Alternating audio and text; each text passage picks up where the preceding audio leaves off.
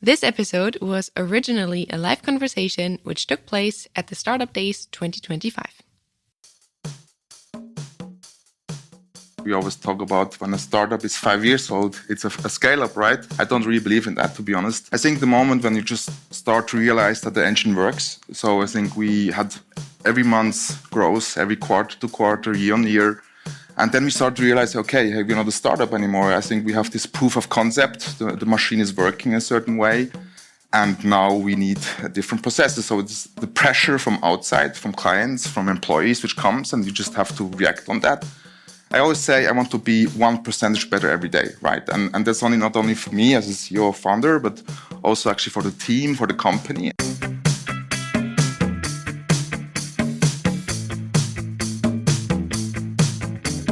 Welcome to the Swisspreneur Show, a podcast about startup stories and learnings from experienced entrepreneurs. If you enjoy listening to our show, make sure to follow the podcast and leave a rating. And now, here's your host, Merle.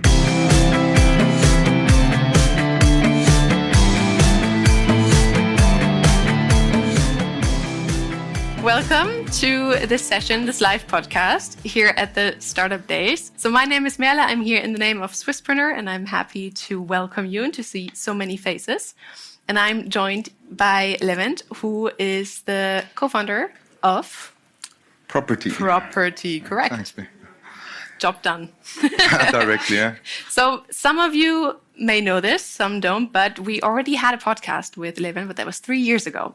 So now, today we want to talk about what happened in these 3 years and how his startup, Properti, went from a startup to a scale-up.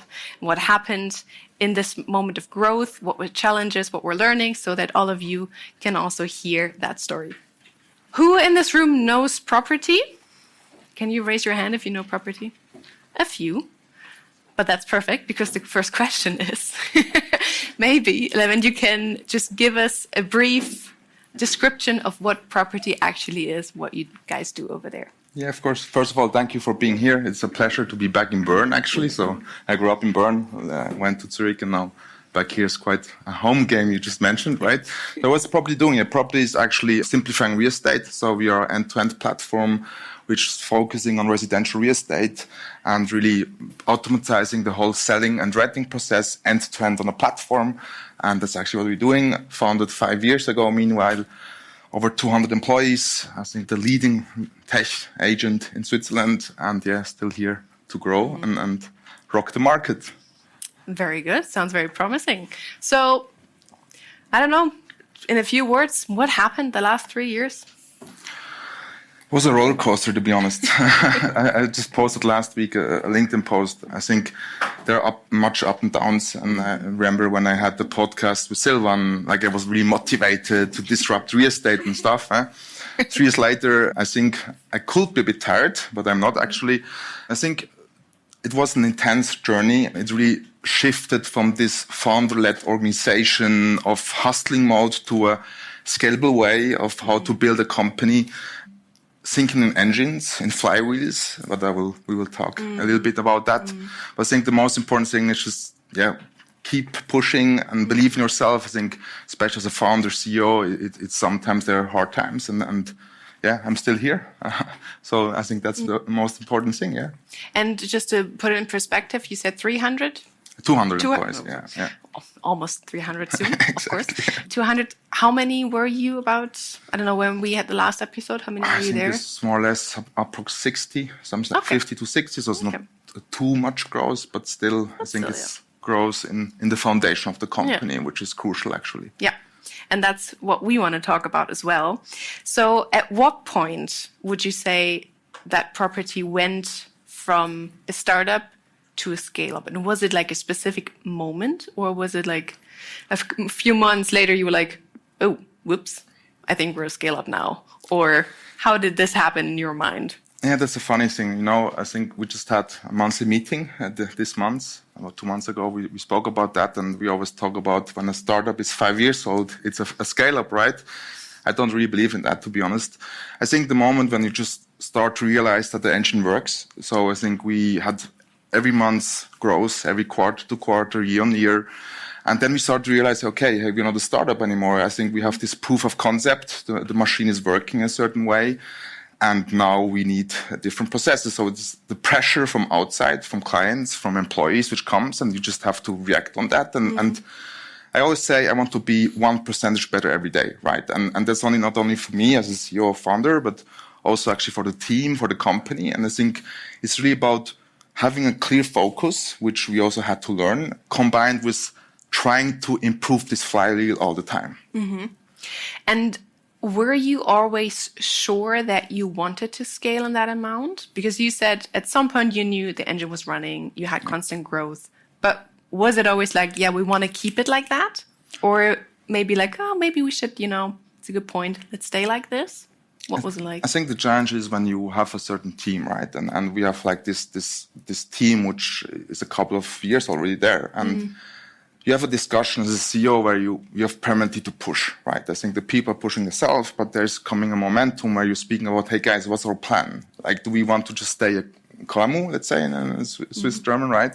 Or do we want to grow, right? And I think that was a very important point in the company when I just asked the management guys, so I'm here, I'm all in. Are you also? I think it's really about communication, that your management, your teammates understand, hey, now we want to go all in, right? And it's not about all in of, hey, we want to be the biggest or whatever. I think in our company, it's about improving ourselves, it's about believing in a vision, believing to disrupt the real estate market and creating something together, right? And I think that is our driver and not, let's say, an exit in 2-3 years or I don't know what. So it's really about building something, having a great team on board, which you see like 5 years ago, they had a huge development, right? And I think that was my personal motivation. It's not only about just only disrupting, it's about developing the people, empowering them, and that's how we grow so fast, actually. And how do you make sure through that growth, because I mean, sometimes growth also means growing with all costs, basically. And you mentioned also the pressure from the customers, and you have to have a certain quality still while growing. How did you make sure that you kept that sustainable also? Yeah, I think quality is a foundation, right? If you want to grow and you don't have quality, you shouldn't grow at all. So you're doing something completely wrong, right? And I think there is a pressure of growth every year, 30-50%. Like last quarter, we had this 26% growth still, right? And we are doing double-digit revenues. And the biggest failure, which I did, was really the aspect of, I was thinking about growth all costs. Like we entered property management, we entered commercial real estate. And then there was the pressure also from my investors, which are saying, hey guys, on what are you focusing, right? And I think that was for me the biggest learning, because I belong to a bit to a pushy CEO, let's say. Like I really like to innovate and like to grow and develop. And then I had to question myself. I was like, hey, let's be the best in residential, like do the best possible flywheel, optimize all the processes, right? And really try to be the best there, right? And I think that was this idea of growing for all costs is about sometimes founders just think, hey, you have to be in this business field, this business field, this business field, but just focus on one and try to be the best, right? And that was my biggest learning, which I had together with the team, that we said, hey, we have to focus more, doing less, but doing properly and building up a clear engine, right? How is the structure at the moment? So how many are in the management? In the C-level, we are 6 at the moment, or 5, sorry. Middle management, we are also approx 5. I just had yesterday a management meeting. I just restructured the whole organization. So we are working on future with mission teams. So our company has 3 mission teams, which the whole company is working on, like marketing, tech, product, HR, finance. So all are working these mission teams to empower them. And they all have clear KPIs, right? And it's about creating impact, right? And these KPIs, they belong to our strategy, 2030 strategy. So our strategy is 2030 to have 5% market share in Switzerland.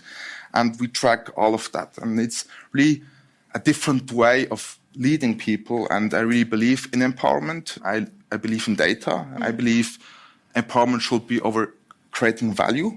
So what kind of value you're creating for the company and what kind of value you're creating for the KPIs. And I think that's all about, right?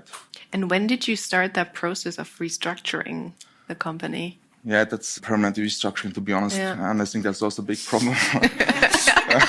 No, but this is really like, this year is our goal of focus. And I talked with several founders, CEOs, how they lead their company.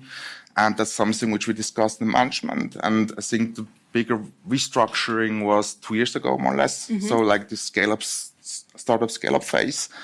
And now I just like said, hey guys, one target, 3 mission teams, 1 mission team lead, which is not like, doesn't have to be a C-level or head of, can be also like a mission, someone which leads the topic, and all working together. That's an interesting approach. I also hear it more and more that people focus on this mission driven because it also is a different kind of purpose for the people leading those and working in those. I think that's very crucial, and it's always, if you grow fast, 80% of the people won't be able to grow with you. And that's something also which I had to learn as a founder.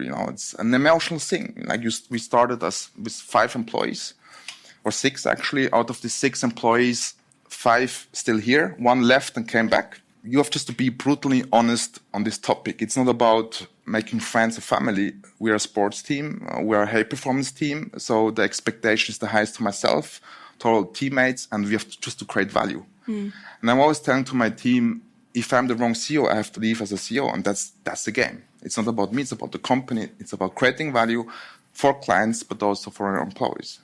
Right? In hindsight, what would you say were the main challenges in growing your company? One challenge is culture. You have a certain base of people which leave your culture, and then like we started to hire people quite fast, and I was like walking through the office, I was thinking, who is that? And I started to realize that's a big problem, because I'm a role model concerning culture, and if I don't know them, I'm doing something wrong, right? And I think if you start to grow, you have to multiply your culture, and you have to really also improve the culture. Let's say, it's like culture is not just a post or something. It's really about how to live, what kind of actions you do, how do you hire, what's your onboarding process, how are your performance meetings, right? And I think like one of our mission teams is culture, because I really believe people follow people. That's one of the most important things, right? Do you feel like the company's culture changed? Because I'm sure it changed from the beginning to where it is now. Was that always a positive thing for you? Or was it also hard for you because you started that company with your culture, right? Yeah, I think that's also a big progress. Like as a founder, you just have to let go. Otherwise, you won't gain a great C-level, right? And like it changed in a certain way. We were in the beginning a really hostile startup, early stage, pushing all the time, to a stage with more sustainability. Like me personally, at the peak, I was over 124 kilograms. So I was just working, and start to realize, hey, if I don't grow myself, how should the company grow, right? And it's really value-based, performance-based sports team, certain culture with the same values still. What do you have the values like clear? Yeah, with clear values. Can you cite them to us? Yeah, of course. Like fail forward is one of us. Like I think that's very important in your company. If you don't make failures, you can't grow. So I really say to my team, hey guys, just make failures, reflect, analyze, and do it better. Because I think that's something also in Switzerland, like people avoid to make failures, right? But just fail. I think that's something nice. You can learn out of it, right? Second value is we're one. So it's always about respect. It's about creating value for the company. It's about accepting each other, right? How we are. And also understanding that every teammate has his strengths, right? And it's our job to play their strengths, right? And I think you can't have the same expectation from every teammate, right?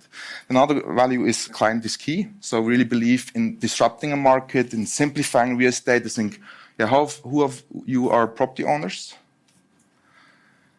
The ones which are not property owners yet, I think 90% of the people don't know how to buy a property. And I think that's a very complex thing. It's very emotionally, because if you buy a property, it's a one-time investment per life, right? And it's really about simplifying that. And that's why client is key. So we are tracking all NPS, every lead, every visit, when the agents do visits.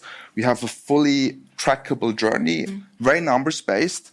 We even do sometimes shadowing or like mystery shopping because we want to be better what we're doing, right? Do you have some maybe like hands-on tips or processes that you have to keep these values in check, sort of say, or keep them alive? Yes, of course. Like one thing is we have a monthly meeting. There we have like over 6 values. We always take one value per month and we take the people in. So let's say when the values fail forward, people have to speak about that topic, bring examples, right? So really explain the why is very important. Storytelling is very important. I have all 6 months with every department. I have a start, stop, keep doing workshop with me, with the strategy team and the HR, where the department just can write down with what they want to start, with what they want to stop, and with what they want to keep going. So that's also very based on our values. I have quarterly employee surveys, which are very important for me and the company, going regularly to lunch with our teammates. I'm just picking the high performer or which someone is a low performer. I just try to understand, hey, what's the reason, what's going on? We are doing a lot of events, and also performance-based. So all our quarterly meetings are based on the OKRs and on the values and culture. Do you use any like softwares? Yeah, we use Flare. It's called Flare. Yeah, that's it. Yeah, and I think if you like, it's not about we just implementing survey and that's it. And I think the biggest challenge will come then after you did the survey and now how to tackle the problems, right? And it's quite funny. We just did last week or 2 weeks ago a survey for our sales agents. So that's a big mess. I heard some of the agents, they were saying, hey, we are earning too less. The other one, they wanted to have more flexibility. And then we were speaking about that in our mission team called Agent Success, right? And then we said, okay, let's do a survey. And then we did a survey and the result was so different. So the answers were all different. And we're like, okay, we just produced a mess because we just told to our agents, hey, just tell us what we should improve. I think that's also a big challenge because we are all human. Sometimes you want to improve something, but you're producing messes, which is also good because you can learn. But yeah, I think it's crucial. Culture is crucial in my opinion. This episode was sponsored by Properti, the leading real estate agent for all real estate transactions with a comprehensive ecosystem. They combine highly trained experts with the latest technologies on an intelligent platform to provide clients, brokers, and service partners with risk-free, flexible, and simplified services. Learn more at properti.com. That's property with an I.com. How do you prioritize what you tackle next? Yeah, that's... So I think 1 year ago, I was really always running after the fire, or 1.5 years ago, and now I'm really working on the company and not in the company anymore. And I really try to, I have a strict weekly planning. I said this last time also to Silvan, I believe. So if Monday is my management meeting day, clear KPIs. Tuesday, one-to-one. Wednesday, projects. Thursday, Friday, only strategy. So that's how I work actually. And then based on that, And when you look back to these 2-3 years where you said it was like an up and down and the growing was like, probably like a daily struggle kind of, is there anything that you would have done differently? Yeah, of course. Hire the right people. Understand that people which build up the company to 50 employees don't have the same backpack for going from 200 to 500 employees, let's say. So having a more senior, experienced leadership team. And also that's a challenge because people which work in a, let's say, company which produce 200 million revenue, it's hard in a scale-up. And I think that's also about culture again, right? The second thing is there is a no fit, and there we are quite strong. Just end it. Like probation period is here for the teammates, but also for the company. 3 months, if it's not fit, out. It sounds harsh, but it's so crucial. And I think there we did too much expectations. And then empowerment more, like not expecting that everyone in the company without empowerment can grow. I think that's also a very important thing. So it's our responsibility to empower the people, to have enough leadership, teaching, and to give them the tools to scale, right? And yeah, sometimes it's an illusion that you think, hey, if you're not in the office, and I was quite a lot around the past year, and I started to realize when I'm not in the office, like I have to be this role model. And the whole management has to be. I think that's also important. How do you balance, because you said first it's important to hire the right people and also senior people, but also you want to develop the ones to go there. I mean, it's also a bit tricky to balance, right? Because at some points you want to develop your employees, but maybe at some point you notice they will not reach that point. How do you deal with that? Communication. I really believe in clear, direct communication, being brutally honest. No, we're not here to make friends, right? And it's my job to empower people. And like for me, it was always the point when a teammate tells me, hey, I want to make career, I want to grow, that I'm taking that very serious. And I think it's our responsibility then in certain cases to have a clear game plan, we call it game plan in our company, and really clear development plan to bring this teammate there, right? And giving him the right environment. And that's why one of our values is fail forward, because without failing, you won't be able to grow. Can you give us an example of what this career plan looks like in your company? Yeah, of course. Like we do on a quarterly basis. We always take one thing, which this teammate has to be better, and we do trainings based on that. So it's really focusing. Let's say one teammate is bad in communication presentation, right? So we had one case, and then we just said, hey, okay, the monthly meeting, 200 employees, you have to present. Go for it, right? And or we had a trainer for speaking as example, which came in and which trained the people. I think it's really also like for agencies, example, for academy. So we're investing more than 400,000 in training, learning, development. So we have a learning development team of 3 employees, of 7 excellent coaches, especially for real estate agents. And that's for me a crystal clear investment, because how can I expect that an agent is better when I'm not open to invest as a company? You know.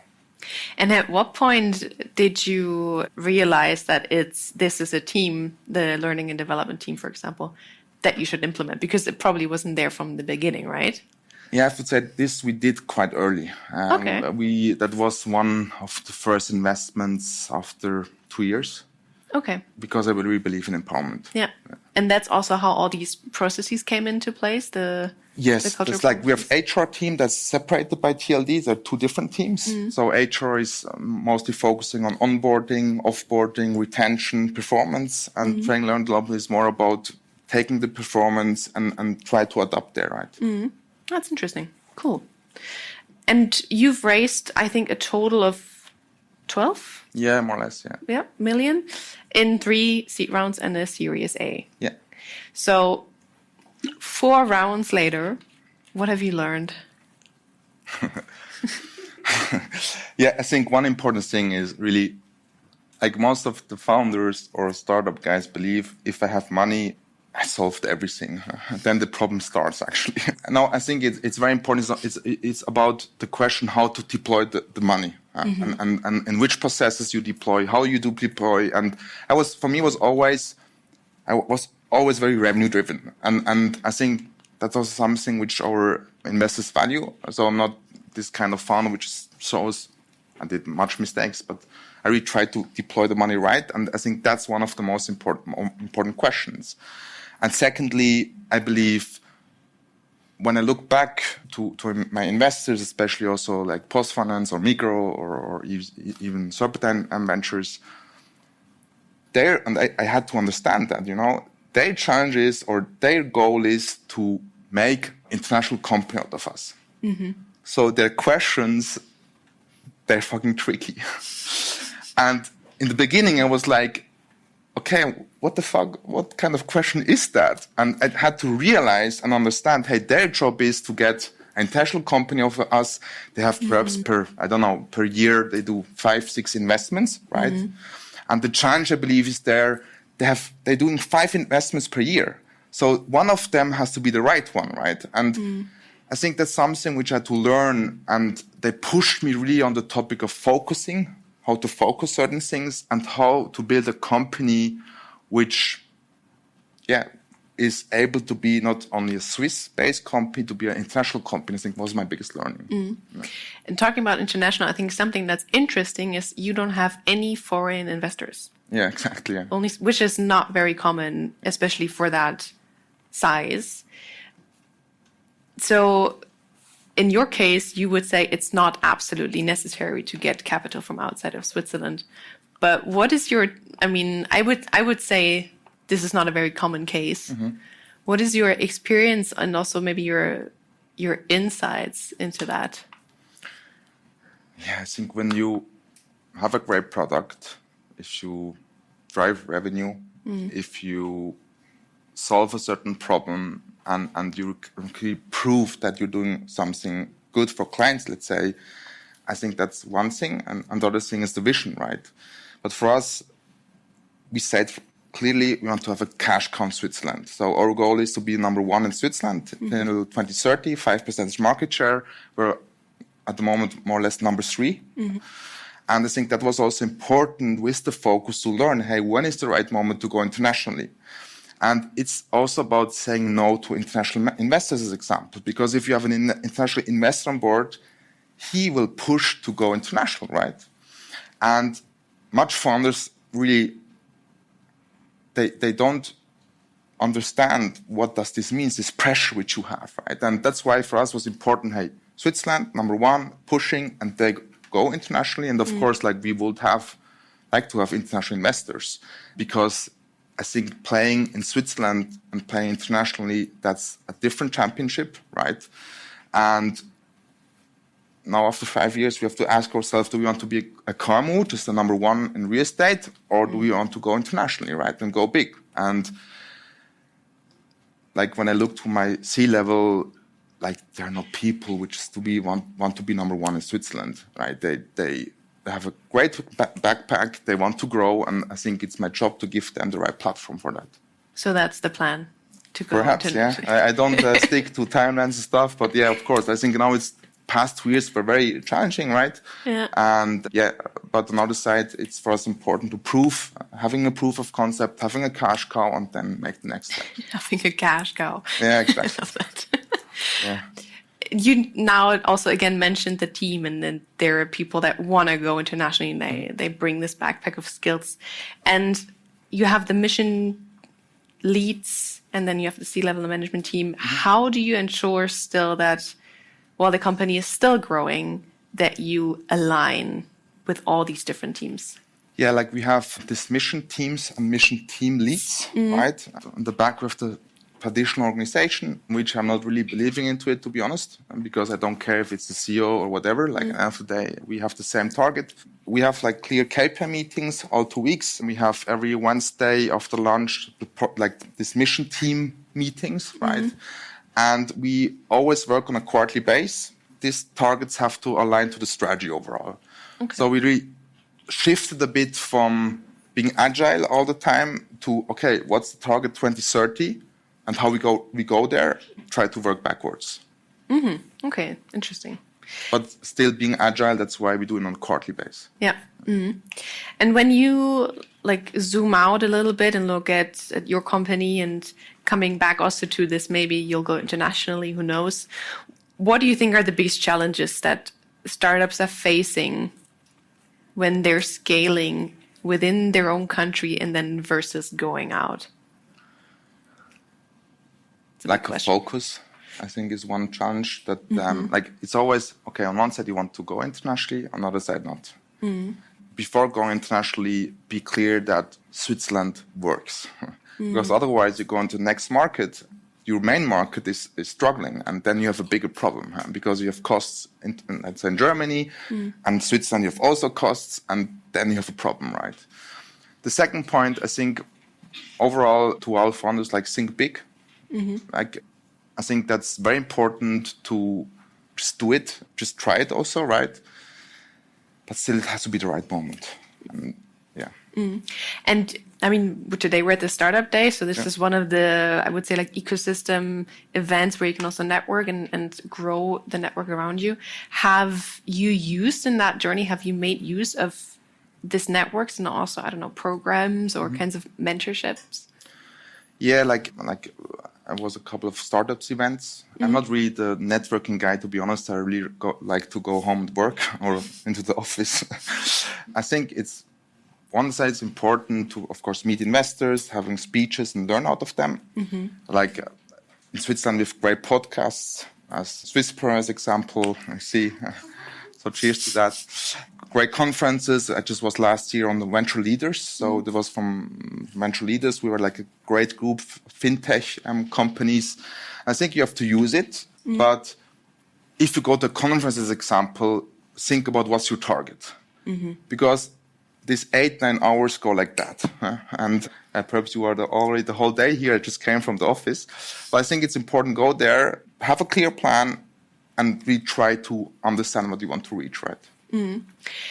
Is there anything that you would like to see that's not existent yet or not enough?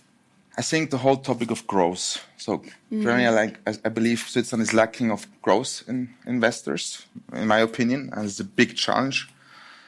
I feel a bit alone with the topic of scaling a company from 15 million to 50 or 100 million, right? I think that's something which is in my opinion lacking. Like these really growth topics, events, also people which help you how to grow. And that's why I believe in a strong board, having a strong advisory board, but also having clear expectations. But How did you set up your board? I have actually, I believe in phases. And I believe a board member which was 4 years ago in the board shouldn't be still there. Okay, that's quite offensive. But I think I really believe in phases, and the company has different phases, and you need the people for that, right?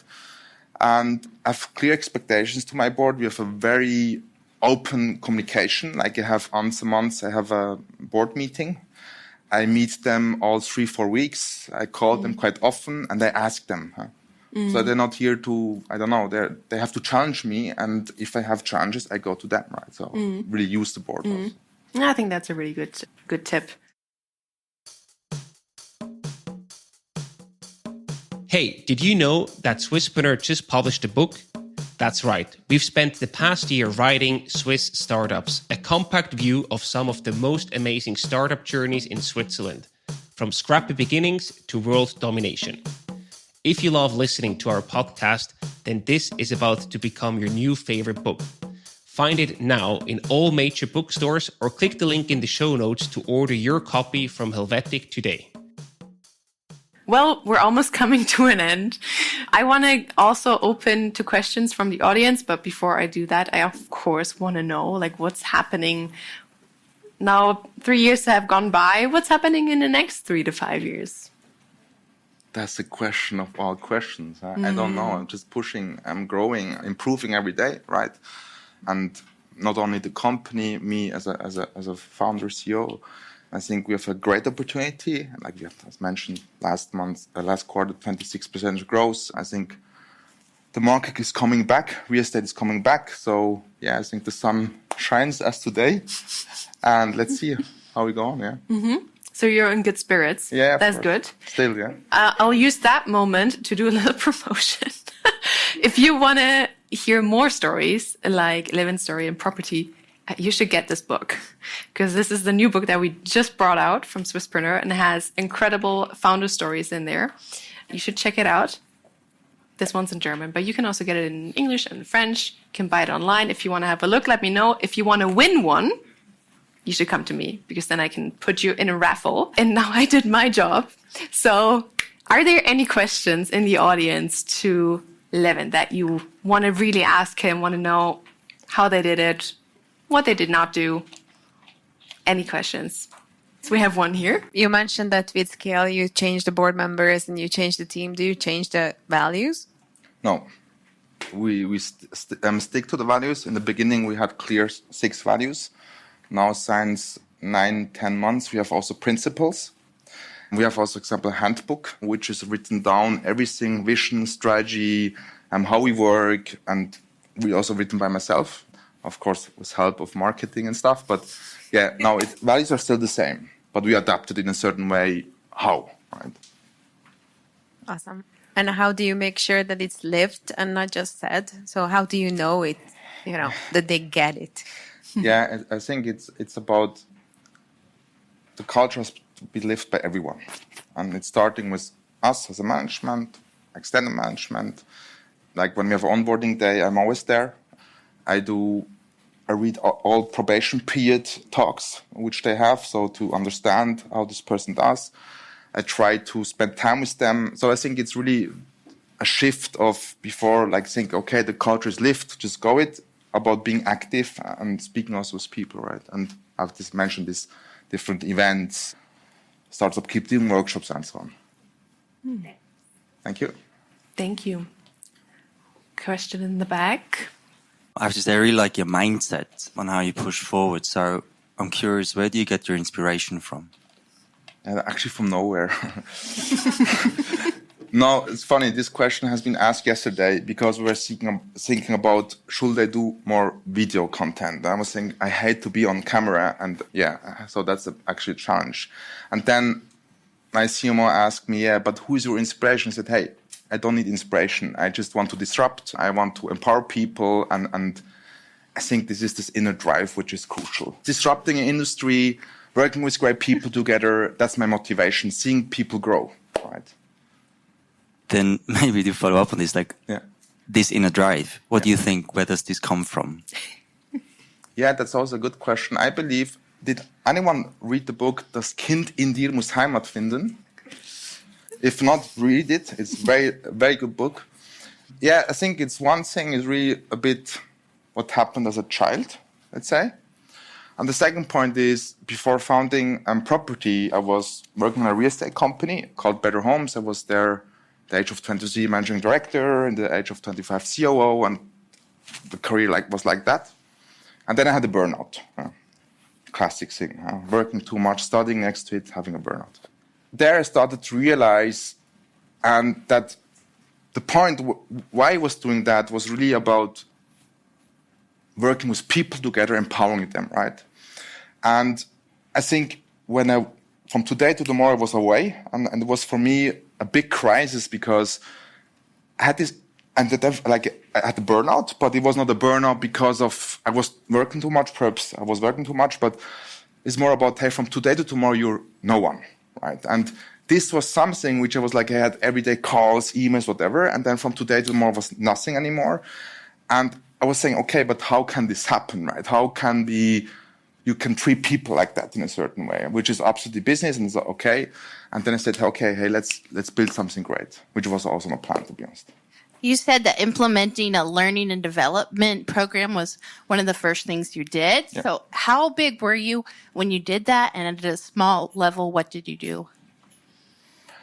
Yeah, I think it's also a bit because of our business, because we are tech enabled with a strong platform on side, and on the other side we have also much sales agents, right? And I think at least we were very good at building a sales engine. And when we want to do something different, I think having a clear sales engine is key, right? And we started it after 9 months, 10 months, and this was one of the first investments for us.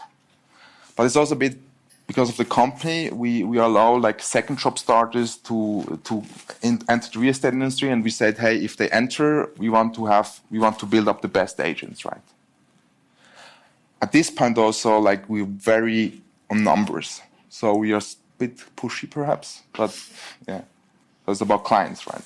Any other question? I'm Mario. I don't mind if it's in the podcast. I'm Mario Feliciano. I really genuinely find your story very inspirational.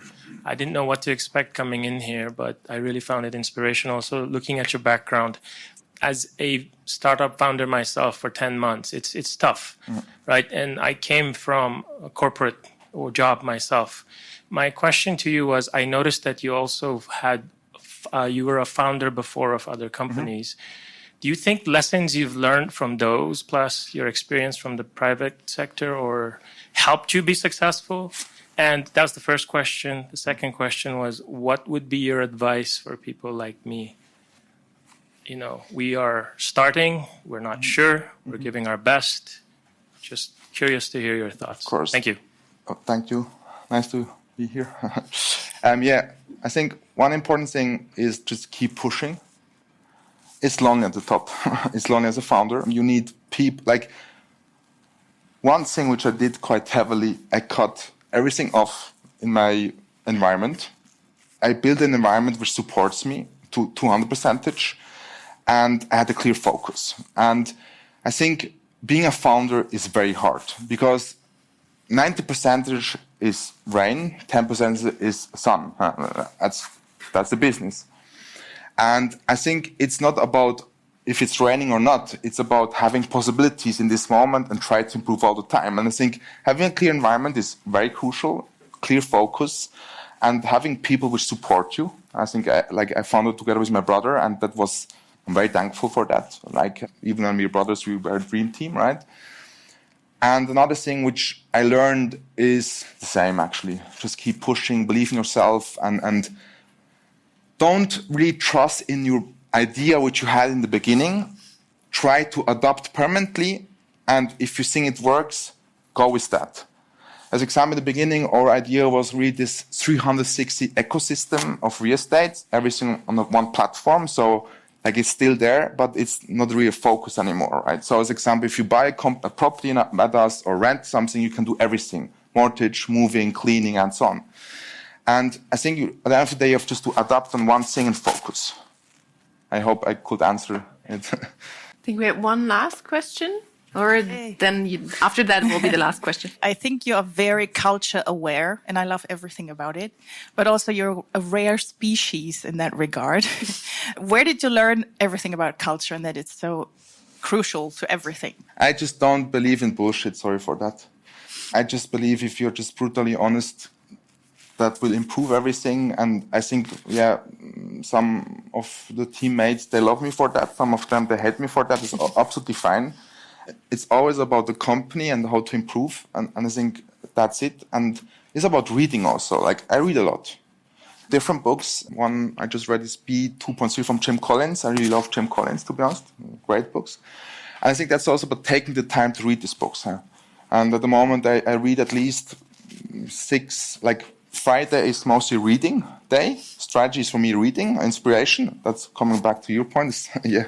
Books is my inspiration. So in real estate, technology and culture, CEO topic.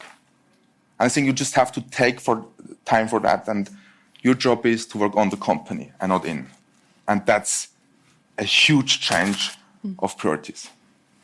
Thanks. Thank you. Thank you. Okay, now last question, actually. Yeah, my question is, you are like the new kid in a well-established market with well-established players, with a well-established business model. Yeah. What do you really make differently with your company? So what differs you from your competitors?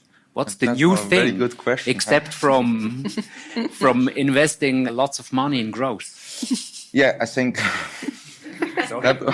that's perfectly fine. Thank you. Now, I think one thing is really about think differently, right? Real estate is a very old-fashioned industry. And in my opinion, 90% of the industry missed one thing: to invest into innovation in future. Because they earn so much money, they was think, okay, it's great, right? And I think there are next to me different great companies which are growing quite fast. I think it's really about one thing is having the right people and just push also certain things and not just like being too theoretic. Just if someone has ideas, just try, fail forward, right? So having this mentality of going, pushing. And secondly is the people themselves, right? And third is really about trying to rethink certain things and invest. Like we're investing heavily in platform technology and also culture, people, events. And I think this is key. Even when it's a long-term investment. If I think back 3 years ago, we adopted the processes all the time. And like I could adapt it still. You know, it's a permanent process. So focus, flywheel, where you want to be best at, improving. I think that's something which much older companies lack. They believe because it worked the past 10 years, it will work the next 10 years. And that's bullshit. There's no key disruption, innovation within your company. It's just doing old-fashioned business stuff better. Yeah, that's a very good question also, or what you just said. No, I think, I don't know, it's selling real estate. It's a very emotional business. So our job is to enable the agents and try to give them the right platform that they mainly focus on what they're good at, meeting people, making visits, the rest we're doing. And I believe with AI, sorry, I'm just finishing now. Even with AI, it will, the whole market will change again. And I'm very excited about that, very excited. And I believe now it's such a great time, such excited on that, really. Now I'm finished, sorry. I love this excitement, and I love that this is the way we end. Thank you so much. This was super interesting. Thank you very much. Thank you for being on the podcast and for being here at Startup Days. And I hope you all have a good rest of your day and buy the book. Thank you very much. Thank you, guys. Thank you for being here.